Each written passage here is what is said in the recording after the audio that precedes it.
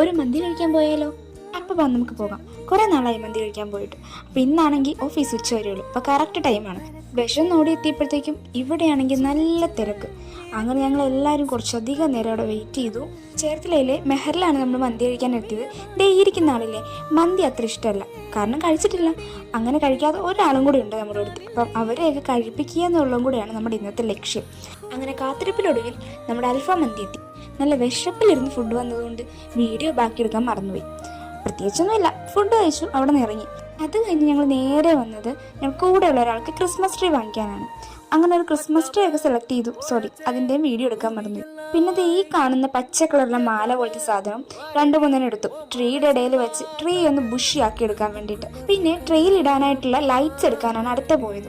ഇങ്ങനെ പല പല വെറൈറ്റീസ് ഓഫ് ലൈറ്റ്സ് ഉണ്ടായിരുന്നു. ഇതിൻ്റെ ഇടയിൽ കാണുന്ന ഒരു ലൈറ്റ് നമ്മൾ സെലക്ട് ചെയ്തു. പിന്നെ ട്രീയിൽ എന്തായാലും ട്രീ ഓർണമെന്റ്സ് വേണമല്ലോ. അങ്ങനെ